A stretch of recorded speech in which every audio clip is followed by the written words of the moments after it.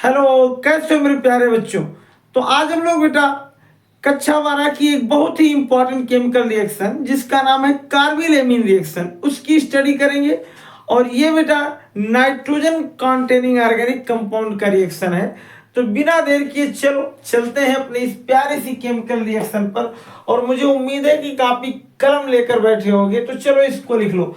हम लोग देखो ध्यान से पढ़ो क्या कह रहे हैं। कार्बिल-एमीन में मैंने पहले ही बताया कि यह एक आइसोसाइनाइड बनाने का रिएक्शन है। तो क्या है कार्बिल-एमीन की क्लोरोफार्म को, किसको लल्लू, क्लोरोफार्म वही है जिसको सुंघा करके क्या किया जाता है, बेहोश। तो क्लोरोफार्म को प्राथमिक एमीन तथा एल्कोहलिक KOH के साथ, मैंने क्या कहा कि क्लोरोफार्म को प्राथमिक एमीन और एल्कोहलिक KOH के साथ गर्म करने पर एक दुर्गंध युक्त विषैला पदार्थ बनता है।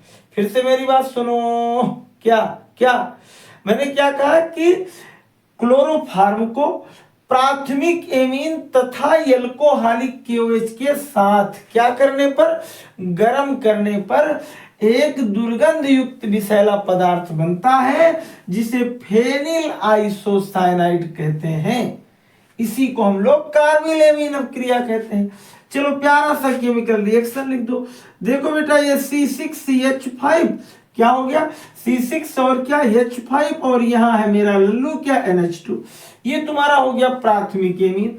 और इसकी क्रिया क्लोरोफार्म का मतलब CHCl3। आई बात समझ में। फिर इसको तुम लोग किसके साथ, 3KOH के साथ। देखो क्या बनता है।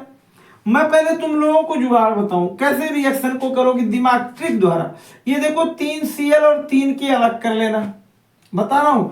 2H यहां का और 1H यहां का, 3H और 3OH अलग कर लेना। क्या बचा, N के बाद यही C जोड़ देना। नहीं समझे, सबसे पहले लिख देना C6 और H5, फिर क्या N।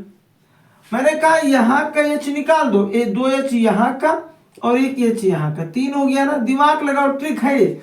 और फिर यहां ये वाला C ले आकर के जोड़ दो ट्रिपल बॉन्ड से, और ये देखो ये हो गया इस पर। और चलो आइसोसाइनाइड बन गया, बस NC लिख दो यहां। और फिर क्या, उसका बॉन्ड ना बनाओ, बाकी बॉन्ड सही था, अगर स्क्रीनशॉट ले लिए होगी तो ठीक है। और फिर यहाँ प्लस हम लोग 3KCl और क्या लिख देंगे 3H2O।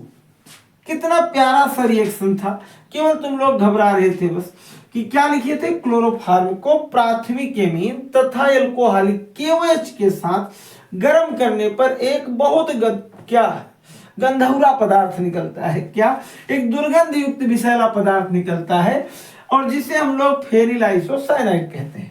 बात समझ में आ गई। और यही मेरा बन गया फेनिल आइसोसाइनाइड। ये बेटा नाइट्रोजन के साथ ये जुड़ा है तो आइसो हुआ, अगर यही नाइट्रोजन पीछे हो गया होता तो ये साइनाइड हो जाता।